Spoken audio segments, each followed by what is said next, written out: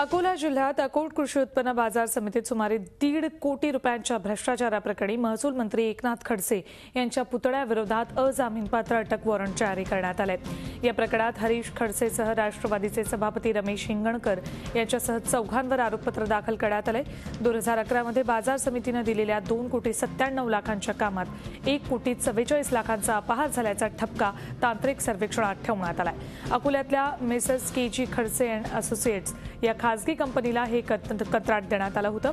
ही company Eknath खडसेंचा भाऊ आणि पुतण्याची आहे। न्यायालयात वारंवार गैरहजर राहिल्यामुळे खडसेंविरोधात अटक वॉरंट जारी करण्यात आले। दरम्यान या प्रकरणी कठोर भूमिका घेणारे बाजार समिती सचिव राजकुमार मावळे यांनी आपला मानसिक छळ होत असल्याची तक्रार केली आहे।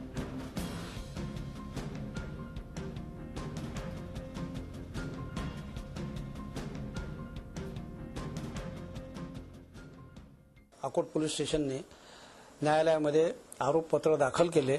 त्यामध्ये आज 3 आरोपींच्या बेल झाल्या आणि हरीश खडसे हे जे एक आरोपी आहेत त्यांच्या विरुद्ध न्यायालयाने नॉन बेलेबल वॉरंट इश्यू केले।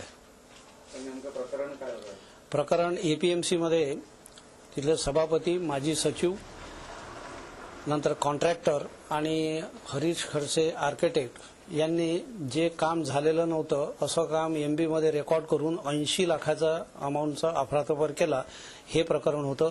त्याबाबतले कागदपत्र सगळे पोलिसांनी तपासामध्ये जप्त केलेले आहेत।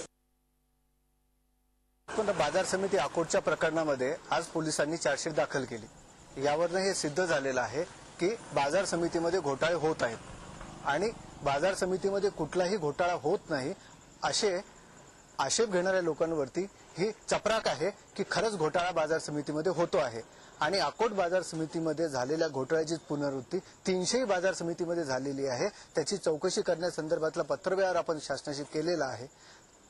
या अशा घोटाळ्याच्या माध्यमातून जो शेतकऱ्यांचा पैसा व्यर्थ चाललेला आहे तो थांबवण्याकरिता शासनाने 300 बाजार समितीच्या चौकशीची मागणी आम्ही या दृष्टिकोनातून करतो आहे।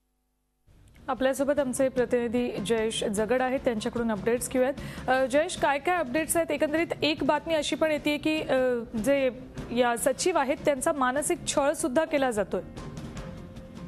निश्चितच सुवर्ण, जेव्हापासून हा प्रकरण सचिव जे आहेत राजकुमार मावळे यांनी हा प्रकरण जेव्हा बाहेर काढलं त्यावेळेस त्यांना बराचसा त्रास झाला। तेव्हा विविध प्रकारचा त्यांचा छळ करण्यात आलाय।